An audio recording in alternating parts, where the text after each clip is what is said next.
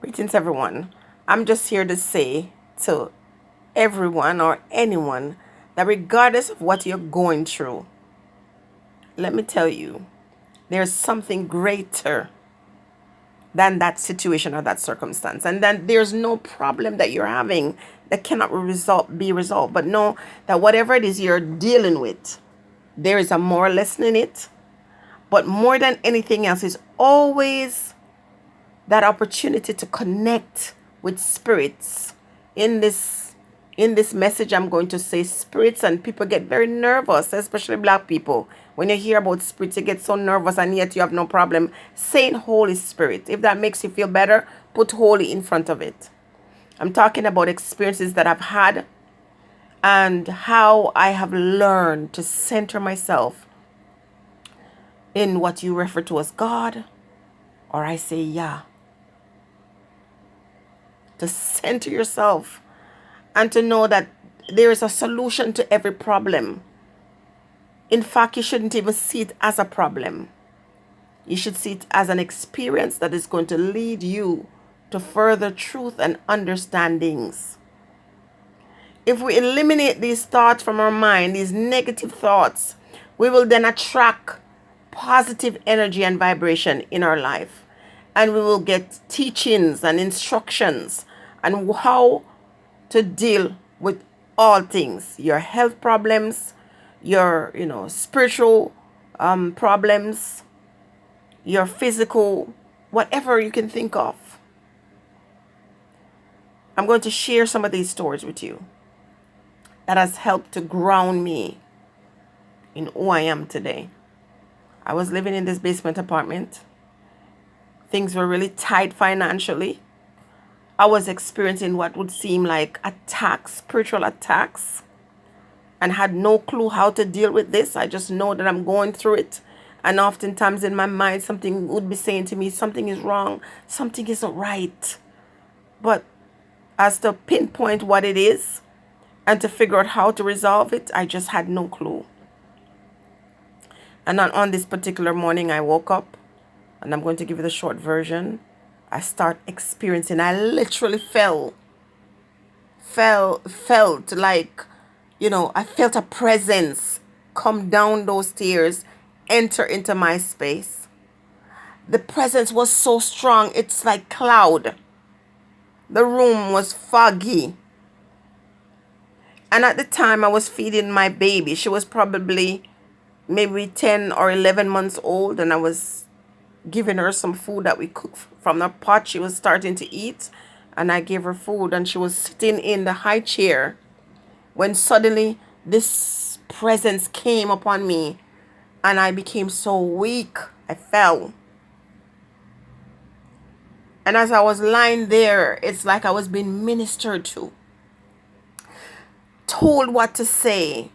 And as these words came from me, as they were directed, they came out of me naturally. I was terrified. And so the natural thing would be to call the pastor, because I thought to myself, these things only happen in the church. So what's going to happen to me now? There's no one to help me. I'm terrified. I'm worried that I'm going to pass out. I'm worried that I'm going to fall down and hit my head because of what was going on with my limbs, my arms and my legs was just, out of control. And I was worried that the baby could fall out of her high chair. I was so afraid to take her out of the high chair because of what was happening with my limbs. I was afraid I might drop her or something in the process. So I called the pastor and I said, as I was about to explain to him what was happening to me, it started happening. I just started screaming. I was just out of control. And it would stay for a little while and it would pass. And so he heard. As I was trying to explain what was happening to me, it happened. And so I didn't have to. And he says, oh, that's the Holy Spirit. That's in your house. And I'm like, please come. I'm scared. He says, no, nothing is going to happen to you. And I said, but I'm alone with my baby. I'm afraid she might open her, the thing that keep her in her chair and she fall out. He says, nothing is going to happen to her. And as he says, I hung up the phone and, it came over me again. We're talking about a good day, at least 8 hours for that day. The spirit moved up and down in my household and took command, took a hold of me. And at one point, when I'm coming out of this, the spirit says to me, the next time it happens again, ask for what you want. I'm like, huh? Ask for what I want? That's what it's about. Ask for what you want. And then so when the spirit came over me again, and I started recognizing when it's coming over me, I felt, warm. I felt weak. And you don't want to hear that sound that comes from my gut. And I asked for what I wanted, what I needed. Let's pause that right there. I'm going through this dangerous pathway early one morning, and I call out to the universe and I say, I cannot do this anymore. I cannot do it. I can't do it. I'm scared because it's really late. For a woman to be outside them time, it's not safe. And I'm like feeling a bit of resentment too, because I'm saying, I don't want to be doing this. I want to go home. I might as well go home to my husband. I can't do this anymore. It's too much. Plus, I'm in pain. I'm having problems with my legs. I'm having difficulty walking. And the spirit came to me in that very moment as I was walking and said, you've got no choice. You have no choice. You have to do this. You got to go through that immigration process. You got to bring this man here. You got to bring him. You have no choice. This is how I know my husband is divinely favored. And I'm not going to share all of these things because they're intimate. I know he's divinely favored. I know that this man, this imperfect man, because I don't want you guys to think that, somebody's perfect. Nobody's perfect. But this man, oh my gosh, the spirit came to me out there in the early morning, 4:30, and spoke. I heard echoes from the universe. You got no choice. Because I have my plans for you, and they include him. That was my second experience. There was a female that I used to talk to. She always called me all hours of the morning or night just to talk to me about whatever she's going through. Some mental issues, some psychological problems, some emotional, whatever. I would pray with her. And early one morning, I had a dream. I woke out of the dream. I fell off my bed. The spirit said, every time I come for her, you're there. Every time I go for her, you're there. And it so happened that night early morning, I had prayed with her.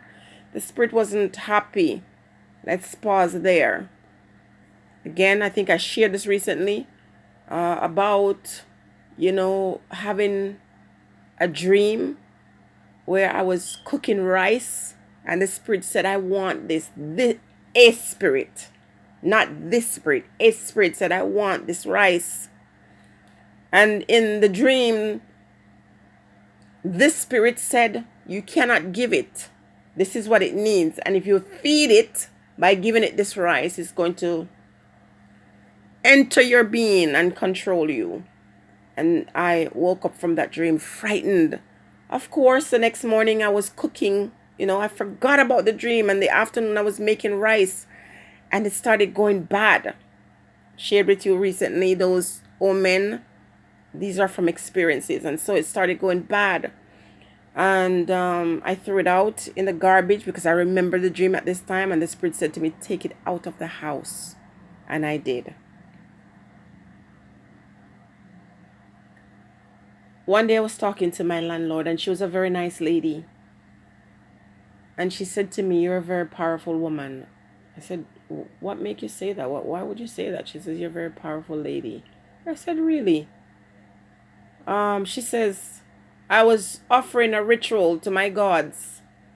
And the same morning I was offering it, I heard you calling out to your God and saying things that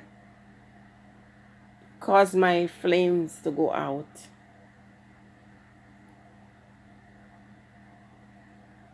I remember having some experiences. I started thinking. I saw, my baby girl pick up a razor. She was about maybe a year and a half. Pick up a razor. Like someone touched me on my shoulder and said, look. And by the time I looked, she was in my other daughter's room. And she picked up a razor. By the time I got to her, she was right there. By the time I got to her, she cut her lip. And I called 911. And then I canceled. Like the spirit said, no, take the cab and just go to the hospital. And on my way there, she was bleeding so much. I was with another sister who said she was a Christian. Listen, a lot of these people claim that they're religious or spiritual. They're very weak. If you can't put your God to test and see your God manifest some things in your life, it doesn't make any sense. And I was on my way with the child bleeding. I was so terrified because she was bleeding so much. And the spirit said, look in your purse. When I look in my purse, there was a vial with some olive oil. The spirit said, put it on her lip. And when I put it on her lip, the bleeding stopped immediately. I was able to take the taxi driver, ask him, to turn around. And instead of going to the hospital, I went to a clinic. And when I went there, the man saw the line and says, I don't think she needs stitches. And by the time I got home, that line disappeared. And I had all these things that were bloody. These experiences that I'm sharing with you, the truth and nothing but the truth. And if anyone who watches this video and you happen to be a part of that or witness that, then, feel free to say it if you wish. And I don't need you to say it just to say I'm telling the truth, because I'm not going to make this up. But I'm telling you that until you understand that we are physical and we are spiritual, and as you understand that, you can't just use old remedy that doesn't work to deal with some of the problems you're facing. Because some of it is spiritual. Some of it is bigger than what you can see. And so I give thanks.